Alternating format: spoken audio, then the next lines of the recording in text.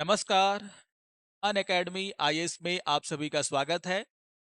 और आज के इस सत्र में हम एक बहुत ही महत्वपूर्ण करंट अफेयर्स के टॉपिक पर चर्चा करने वाले हैं, जो कि आपके यूपीएससी एग्जाम और बीपीएससी एग्जाम दोनों के लिए महत्वपूर्ण है।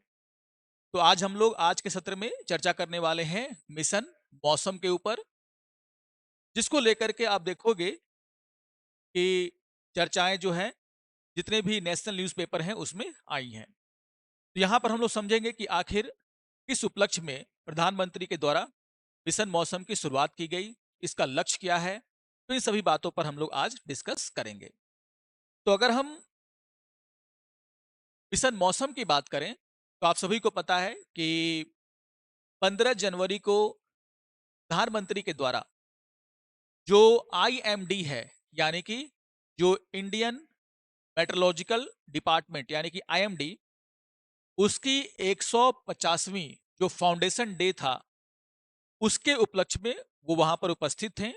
और यहां पर आप देखोगे इसी कार्यक्रम में प्रधानमंत्री के द्वारा मिशन मौसम का जो है शुभारंभ किया गया।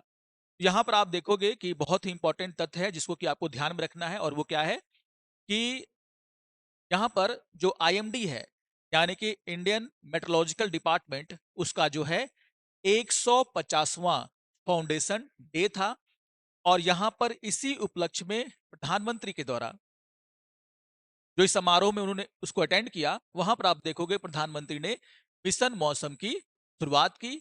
और इसके साथ साथ प्रधानमंत्री के द्वारा जो है आईएमडी विजन 2047 दस्तावेज भी जारी किया गया। तो हम लोग समझेंगे आखिर आईएमडी के बारे में भी हम लोग यहाँ पर जानकारी लेंगे। एग्जाम पॉइंट ऑफ व्यू से देखा जाए तो आईएमडी क्या है, कैसे इसकी स्थापना हुई, इसका लक्ष्य क्या है, इसके बारे में आपसे क्वेश्चन पूछे जा सकते हैं। इसके अलावा जो मिशन मौसम है, उसकी क्या उपयोगिता है, उसके क्या उद्देश्य हैं, इस पर भी हम लोग यहाँ पर डिस्कशन करेंगे। तो अगर हम सबसे पहले देखें आईएमडी के बारे में, यानी कि भारत मौसम विज्ञान विभाग, तो जो इंडिया मेट्रोलॉजिकल डिपार्टमेंट है, जैसा कि आप सभी जानते हैं कि 150वीं वर्षगांठ जो है उसका मनाया गया। तो इसकी स्थापना कब हुई थी? 1875 में। इस बात को आपको ध्यान में रखना है, काफी प्रीमियर और पुराना एक बॉडी है, ये इंस्टीट्यूट है ये भारत में। और आप देखोगे इसकी स्थापना की गई थी 1875 में। इस बात से यही पता चलता है कि किस तरीके से आप देखोगे ब्रिटिश शासन में भी जो प्राकृतिक आपदाएं थी, जो मौसम के बारे में जानकारी लेना वो चाहते थे, इसने प्रेरित किया कि भारत में एक ऐसे बॉडी का निर्माण किया जाए जो जो मौसम के फोरकास्ट है उसके बारे में उनको जानकारी देता रहे। तो अगर आप देखोगे कि 1875 में आईएमडी का क्या किया गया, स्थापना किया गया।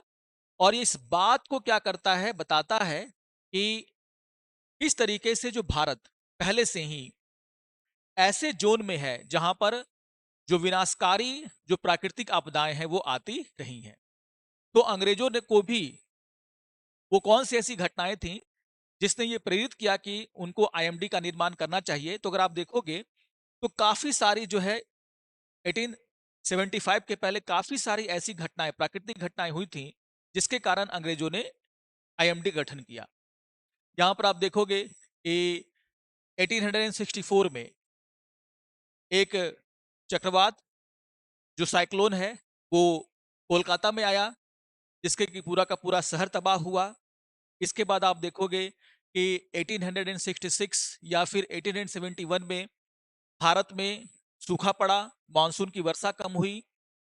तो आप देखोगे ये जो सारी घटनाएं हैं उसने इस बात की जरूरत पर बल दिया कि भारत को एक ऐसे बॉडी की आवश्यकता है, एक ऐसे संस्थान की आवश्यकता है जो कम से कम मौसम का हाल क्या रहने वाला है, आने वाले दिनों में भविष्य में वर्षा होगी या नहीं होगी, इसके बारे में सही जानकारी जो है सरकार को प्रदान कर सके। तो यहां पर आपको ध्यान में रखना है कि जो आईएमडी का जो निर्माण हम लोग पढ़ रहे हैं 1875 में अंग्रेजों के द्वारा, तो उसके पीछे का रीजन क्या था। तो जिस तरीके से 1875 के पहले भारत ने कई सारी प्राकृतिक आपदाएं देखी, जिसमें चक्रवात है, साइक्लोन वगैरह हैं, जिसमें आप देखोगे कि अ, सूखा है, कभी बहुत ज़्यादा बारिश हो जा रही है। इसने इस बात की आवश्यकता को बल दिया कि हमें एक ऐसे बॉडी की आवश्यकता है जो वेदर फोरकास्ट कर सके। तो थोड़ा-सा इतिहास को भी आपको ध्यान में रखना है। यहाँ पर अगर हम आईएमडी की बात करें तो फिलहाल जो आईएमडी है वो मिनिस्ट्री ऑफ अर्थ साइंस के अंतर्गत क्या करता है, अपना काम करता है। कभी-कभी एग्जाम के लिए ये तथ्य काफ़ी इंपॉर्टेंट हो जाते हैं। तो अगर आप बीपीएससी की तैयारी कर रहे हैं, तो वहाँ के प्री में या फिर यूपीएससी के प्री में आप देखोगे कि इस तरह के क्वेश्चन आपसे पूछे जा सकते हैं। तो याद रखिएगा कि मिनिस्ट्री ऑफ अर्थ साइंस के अंतर्गत आईएमडी क्या करता है, अपने फंक्शन को करता है। तो ये तो थी कि आईएमडी के बारे में जानकारी कि आईएमडी का स्थापना कब हुआ, कौन से उद्देश्यों की पूर्ति के लिए जो है उसका स्थापना किया गया था। और आज भी आप देखोगे कि आईएमडी भारत का एक ऐसा बॉडी बनकर के उभरा है जो कई मामलों में भारत सरकार की सहायता करता है।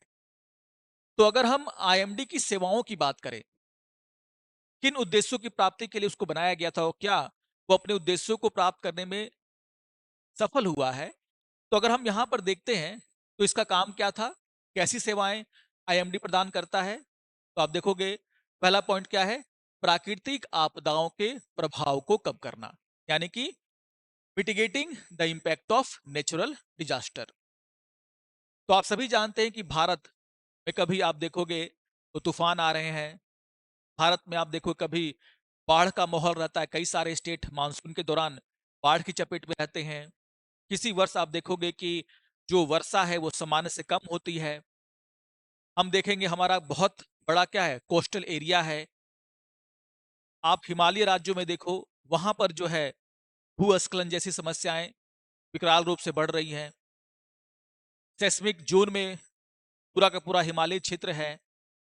तो कई ऐसे पॉइंट हैं जहां पर आप देखोगे जहां पर जो फोरकास्टिंग है वो काफी मदद करती है।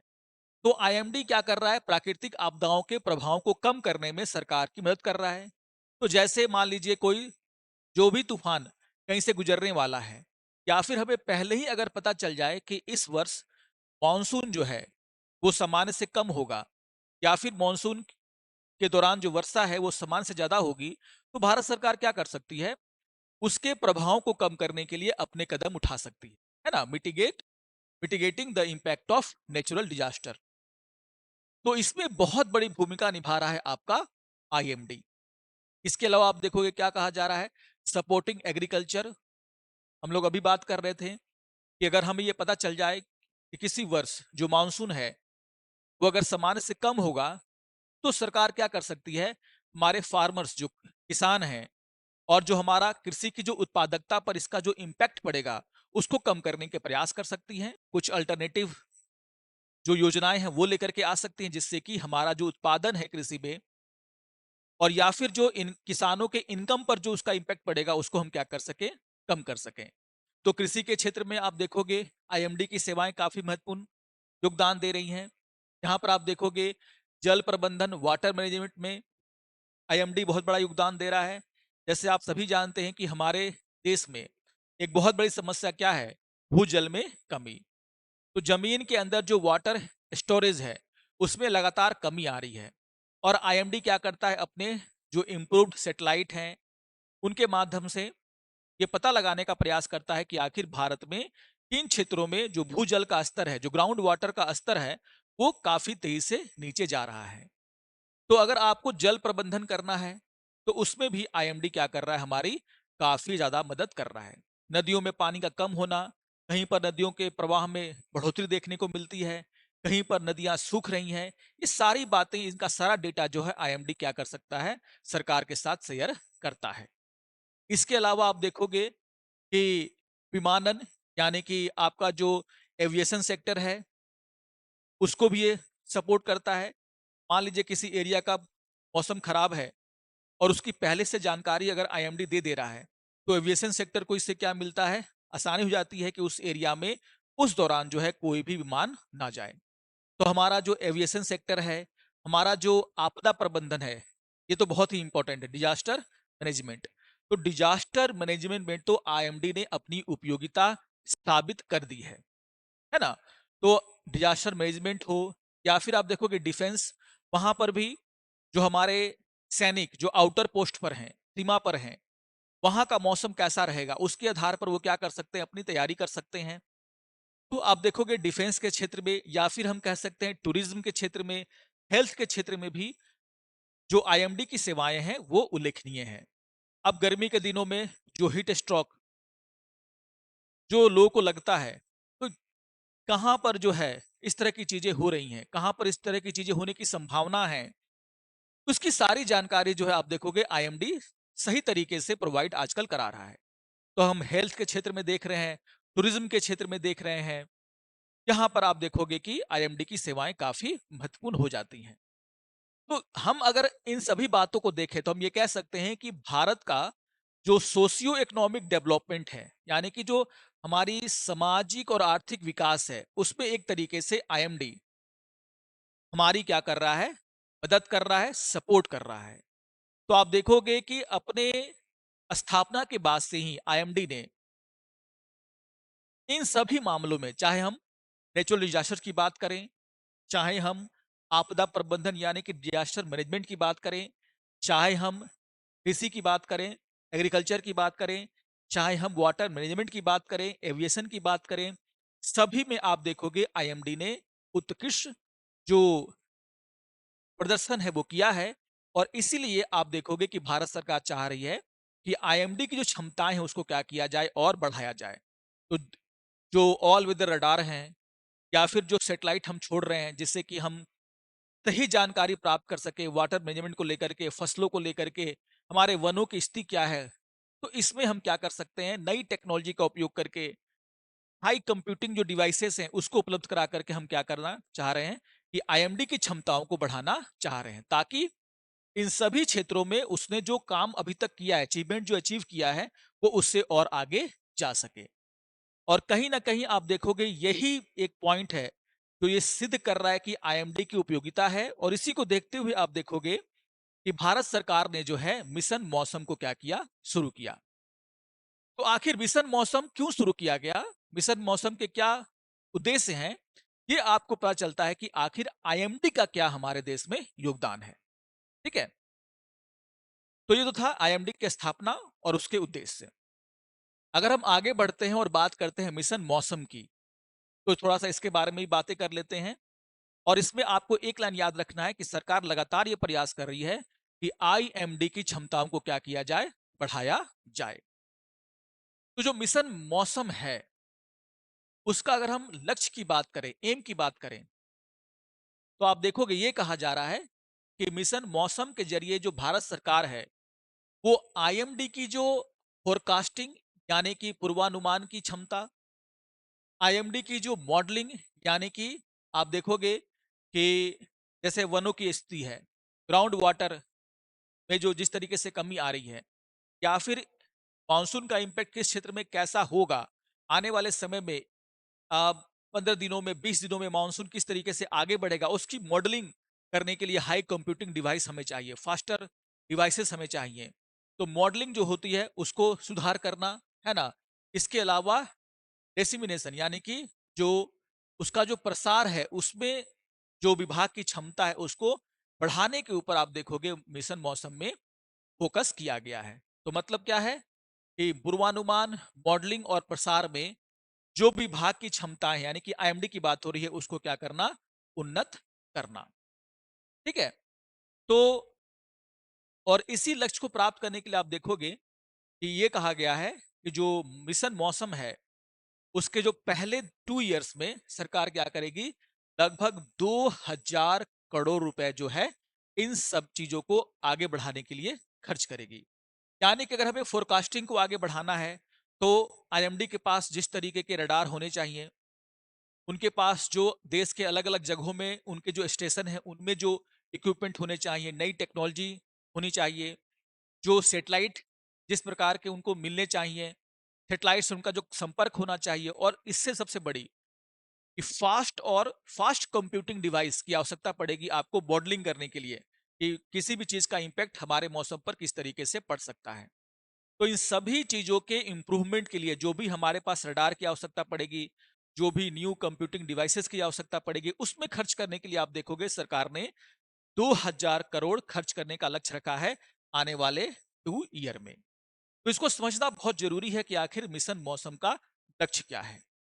तो अगर हम स्पेसिफिक बात करें तो मिशन मौसम का उद्देश्य क्या है? आप यहां पर देख सकते हो क्या बोला गया कि transform India into weather ready and climate smart nation. Weather ready and climate smart nation, में क्या बोलेंगे? मौसम के लिए तैयार और जलवायु स्मार्ट राष्ट्र में भारत को बदलना। इसका मतलब क्या है? आप सभी जानते हैं कि जिस तरीके से जलवायु में परिवर्तन हो रहा है, उसके बाद से आप देखोगे कि भारत में जो नेचुरल डिजास्टर्स हैं का जो फेनोमेनन है वो क्या हो रहा है? बढ़ रहा है। नेचुरल डिजास्टर्स के आने की जो प्रवृत्ति है उसमें इजाफा हुआ है। और जब नेचुरल डिजास्टर के आने की प्रवृत्ति में जब इजाफा होगा तो इसका इम्पैक्ट लोगों पर पड़ेगा, के व्यवसाय पर पड़ेगा। तो कैसे हम उसको क्या कर सके, उसके इफेक्ट को कम कर सकें, इस पर हमें क्या करना है? जोर देना है। और इसके लिए जरूरी है कि हम वेदर फोरकास्टिंग, जो जलवायु परिवर्तन का प्रभाव हमारे मौसम पर पड़ रहा है, उसके बारे में हमें पहले से जानकारी हो और सही जानकारी हो। तो इस तरीके से आईएमडी को क्या करना? विकसित करना कि भारत क्या हो, हर मौसम, हर जो चरम मौसम की घटनाएं हैं उसके इंपैक्ट को क्या कर सकता है? कम करने में सक्षम बन पाए। तो क्या बोला गया? मौसम के लिए तैयार और जलवायु स्मार्ट राष्ट्र। क्या कहा जा रहा है कि उद्देश्य क्या है? तो जो मौसम निगरानी की प्रौद्योगिकियां हैं उसको क्या करना? और उन्नत बनाना। यानी कि क्या कहा जा रहा है कि एडवांस वेदर मॉनिटरिंग टेक्नोलॉजीज को से आईएमडी को प्रदान करना। तो कहा गया कि हम क्या करेंगे आने वाले समय में, जो भी नई टेक्नोलॉजीज हैं जो कि वेदर के मॉनिटरिंग में काम आती हैं, वो टेक्नोलॉजी किसको मुहैया कराना? आईएमडी को। क्या कहा जा रहा है? High resolution atmospheric observation method, है ना? तो अवलोकन के लिए आप देखोगे जो विधियां पूरे दुनिया में अपनाई जाती हैं वो आईएमडी भी अपनाए। उसके लिए जरूरी है कि जो टेक्नोलॉजी वो यूज करते हैं वो टेक्नोलॉजी आईएमडी के पास हो। जो उन्नत रडार वो यूज करते हैं, वो रडार, जो ऑल वेदर रडार वो यूज करते हैं, वो रडार किसके पास हो? आईएमडी के पास हो। ठीक है ना? उच्च क्षमता युक्त कंप्यूटिंग प्रणाली, बिल्कुल, ये बहुत ही इंपॉर्टेंट बात है, इसको समझना पड़ेगा आपको कि जो आपकी जो कंप्यूटिंग सिस्टम होती है उसकी वो फास्ट होना चाहिए और एक्यूरेट होना चाहिए। तो हाई कैपेसिटी वाले जो कंप्यूटर होते हैं वो हमें जरूरत है ताकि वो मॉडलिंग कर सकें कि आने वाले समय में इस चीज का असर हमारे कृषि पर, बाकी चीजों पर किस तरीके से पड़ सकता है।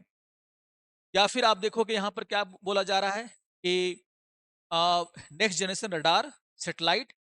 तो भारत सरकार लगातार ये प्रयास कर रही है कि देश के अलग अलग भागों में जो है, जो भी रडार, ऑल वेदर रडार लगाए गए हैं, उनकी क्षमता को बढ़ाया जाए, कि टेक्नोलॉजी को इम्प्रूव किया जाए। सेटेलाइट तो हम इसरो के माध्यम से छोड़ ही रहे हैं जिससे कि हम जो हमारे पूरी जो क्षेत्रफल है उसका क्या कर सके? अच्छे तरीके से ऑब्जर्वेशन कर सके। तो मिशन मौसम का लक्ष्य क्या है? अगर आपसे कोई पूछ ले तो इसका मतलब क्या है? जो भी टेक्नोलॉजी चाहिए आईएमडी को वो मुहैया कराना, जिससे कि वो अपनी फोरकास्टिंग, मॉडलिंग को क्या कर सके? सही कर सके। तो ये बहुत इंपॉर्टेंट और एग्जाम पॉइंट ऑफ व्यू से भी कि आखिर मिशन मौसम का उद्देश्य क्या है। ठीक है, यहाँ पर सारे पॉइंट मैंने आपको यहाँ पर दे दिए हैं। तो याद रखिएगा कि ये टॉपिक अपने आप में एग्जाम पॉइंट ऑफ व्यू से काफी इंपॉर्टेंट है।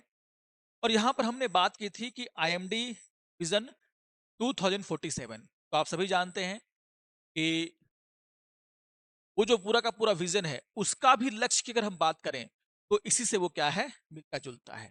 भारत को क्या बनाना? मौसम के लिए तैयार और जलवायु स्मार्ट राष्ट्र के रूप में तैयार करना। अब इसके लिए जो रोड मैप है उसकी चर्चा की गई है आईएमडी मिशन, चाहे आईएमडी विजन 2047 में। तो इसमें जो भी इंपॉर्टेंट बातें थी वो मैंने आपको बता दी है। खास करके आपको एग्जाम पॉइंट ऑफ व्यू से आईएमडी का गठन कब हुआ, उसके पीछे के क्या कारण थे, आईएमडी के क्या उद्देश्य हैं, इसको ध्यान में रखना है। मिशन मौसम में क्या प्रयास किया जा रहा है, उसके क्या लक्ष्य हैं, क्या उद्देश्य हैं, उसको भी आपको ध्यान में रखना है, जिससे कि आपके प्री में क्वेश्चन बनाए जा सकते हैं। तो मिलते हैं, आशा करता हूं कि आप सभी को आज का ये सत्र पसंद आया होगा। तो मिलते हैं अगले सत्र में कुछ ऐसे ही इंपॉर्टेंट टॉपिक पर डिस्कशन के साथ। तब तक के लिए नमस्कार और